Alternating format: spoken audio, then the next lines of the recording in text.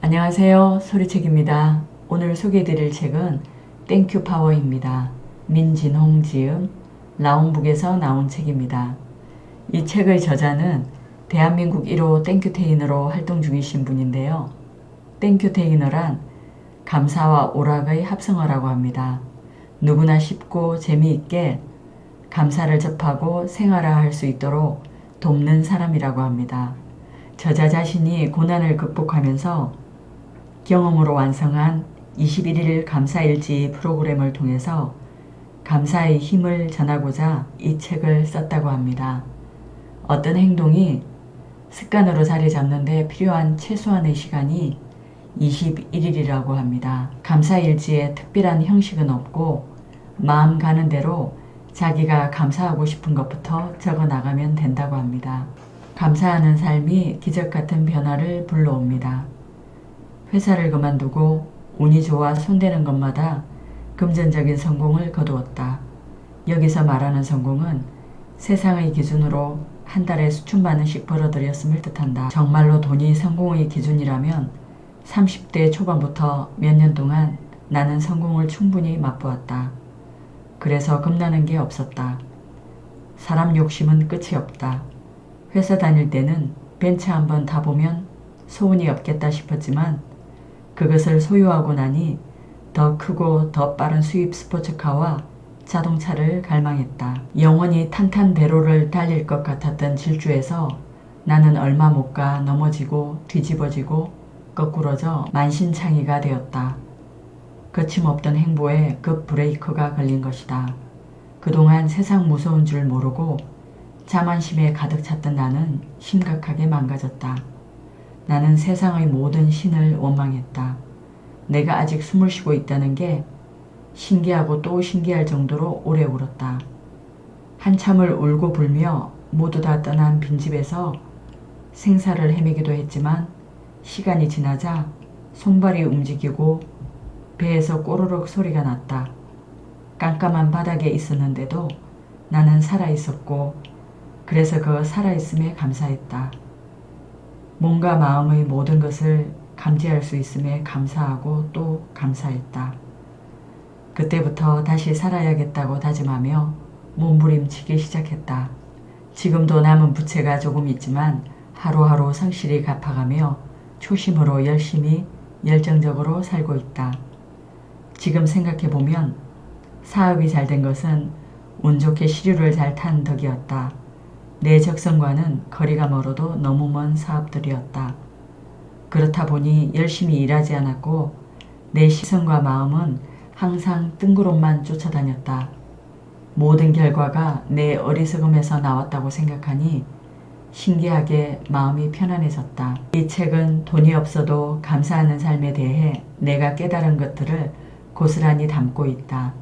그리고 21일 감사 프로그램을 만들어 지금까지 1,400명 이상이 자신들의 삶을 긍정적으로 바꾸는 습관을 갖도록 했다. 긴 인생살이에서 어떤 것이 성공인지 이제 조금은 안다. 일상에 감사하며 함께 성장하는 것이 진정한 성공임을 깨닫기까지 나는 길고도 험한 길을 에둘러 왔다. 내게 필요했던 단 하나. 감사하는 삶을 살고 이를 습관화하기 위해 감사일지라는 것을 딱 21일만 써보기로 결심했다. 바로 21일은 어떤 행동이 습관으로 바뀌는 최소한의 임계점이기 때문이다. 나는 정말 미친듯이 감사에 매달렸다. 어떤 날은 가슴속 깊은 곳에서부터 우러난 마음에서 진심으로 감사했다. 또 어떤 날은 감사할 마음이라고 눈꼽만큼도 없으면서 진심인 척 했더니 진심이 되었노라 라는 영화 스캔들의 대사처럼 감사하는 척 하면서 진짜 감사하게 되기를 바랐다. 참 신기하게도 그러면 정말 기적처럼 감사한 마음이 들었다. 공원을 서성거리다 개똥을 밟아도 종일 무료한 나에게 그나마 할 일이 생겨 너무 감사했다. 감사할 일을 찾아 길거리를 헤맬 수 있도록 사지 멀쩡한 것도 나에게는 몹시 감사한 일이었다. 상황은 더 이상 물러날 곳도 나아갈 곳도 없는 막다른 골목이었다. 때문에 감사거리를 찾다가 설사 죽을지언정 시공간을 불문하고 돌아다녀야만 했다. 성경에 가장 많이 나오는 단어가 사랑과 감사이다. 성공한 CEO의 공통점이 그들 일상에서 감사가 습관화되어 있다는 것임을 알았기에 나에게는 선택의 여지가 없었다. 어떤 날은 100가지 감사함을 적기도 했고 또 다른 날은 한 가지 주제에 대해 100가지 감사함을 적기도 했다. 믿을 것은 이것밖에 없다는 심정으로 간절하고 절박하게 감사에 매달렸다. 그렇게 10일 정도 간절하고 절박하게 감사하다 보니 서서히 변화가 느껴졌다. 환경은 그대로인데 관점이 바뀌기 시작했다. 아무리 발부둥 쳐도 처한 상황은 바닥이었지만 뭔가가 조금씩 달라졌다. 그게 무엇이든 바라보는 내 마음이 바뀐 것이다. 아무리 조그만 것이라도 나쁘지 않은 것이면 나는 매 순간 진심으로 감사했다. 그때까지도 채무자에게서는 계속해서 독촉 전화가 왔다. 그전까지는 채무자의 독촉 전화를 받고 나면 정말 내가 쓸모없고 한심한 존재라는 생각이 저절로 들었다. 하지만 감사를 경험함으로써 그것도 내가 거쳐야 할 과정이라 생각해 정면으로 돌파하기로 했다. 이때부터 나는 채무자에게 먼저 전화를 건 다음 찾아가서 예전에 돈을 빌려준 것에 대해 감사의 말을 전했다. 이어 돈을 제때 못 갚은 점에 대해서는 진심으로 사과했다. 내 솔직한 상황과 심정을 털어놓으니 그쪽에서도 이해하며 조금 더 말미를 주었다. 아주 날카롭고 냉철해 찔러도 피 한 방울 안 나올 것 같았던 사람이 내게 아직 젊으니 앞으로 일어날 수 있을 거라 응원해 주었을 때는 울컥 눈물이 나왔다. 누구나 삶에서 어떤 상황에 감사해야 하는지 다들 안다. 감사할 일이 많으면 많을수록 삶이 풍요로워진다는 것도 안다. 하지만 그것의 실천 방법을 구체적으로 모르고 감사가 자신의 삶에 미치는 영향과 실질적인 삶에서의 파급력에 대해서도 정확히 인지하지 못한다. 그리고 알아도 실천하지 않고 실천해도 습관화하지 못한다. 사람들에게 감사 프로그램을 적용하면서 일단 최소 21일만 뭔가에 집중해 모든 에너지를 쏟아부으면 습관화가 돼 성과가 나온다는 것을 알게 됐다. 간디는 힘은 뼈와 근육이 아니라 불굴의 의지에서 나온다고 했다. 절박한 의지가 있다면 이룰 수 있는 것은 무한하다. 다음은 세계적인 물리학자이자 과학자였던 엘버트 아인슈타인의 이야기입니다. 그는 늘 이런 말을 자주 했다고 합니다. 인생에는 두 종류의 삶이 있다. 하나는 기적 같은 건 없다고 믿는 삶이요. 다른 하나는 모든 것이 기적이라고 믿는 삶이다. 그런데 내가 선택한 인생은 후자의 삶이다. 아인슈타인은 학교 다닐 때 라틴어 지리 역사 과목에서는 낙제를 받았고 대학 입학시험에 떨어졌으며 유대인이라 미국으로 망명을 가는 등 개인적인 위기가 있었다. 그럼에도 모든 것은 기적이라 믿으며 살아갔다. 게다가 주변 동료들에 따르면 아인슈타인에게 감사의 대상이 된 것은 꼭 사람이나 특별한 행운이 아니었다. 실험실에서는 비커를 부여잡고 내가 있어서 이렇게 중요한 실험을 할 수 있어 고맙다 비커야 라고 말했고 시끄럽게 짖는 동네 개에게는 내가 아침에 짖어준 덕에 일찍 일어날 수 있었으니 고맙다 강아지야 라고 말했다 한다. 이처럼 감사함을 생활화하고 감사한다는 말을 습관처럼 내뱉은 것이 아인슈타인이 남긴 업적에 어느 정도로 공헌을 했는지는 알 수 없다. 그러나 분명한 것은 이처럼 역사에 이름을 남긴 사람들 중 상당수는 감사하는 마음으로 세상을 살았고 이를 적극적으로 표현했다는 사실이다. 감사의 시선으로 세상을 바라보는 사람은 행복과 불행을 따로 구분짓지 않는다고 합니다. 그리고 다음에 나와 있는 글은 취업난으로 고민하는 분들에게 꼭 들려주고 싶은 구절입니다. 나는 후배들에게 스펙 쌓을 시간에 문제 해결 능력을 키울 것을 권한다. 회사가 원하는 것은 고스펙 졸업자가 아니라 문제 해결 능력을 가진 인재다. 이 말에는 내가 아는 기업체 대표나 인사 담당자 전원이 동의했다. 문제를 제대로 해결하려면 멘탈, 즉 정신력을 바탕으로 한 자기만의 지식과 경험을 갖추어야 한다.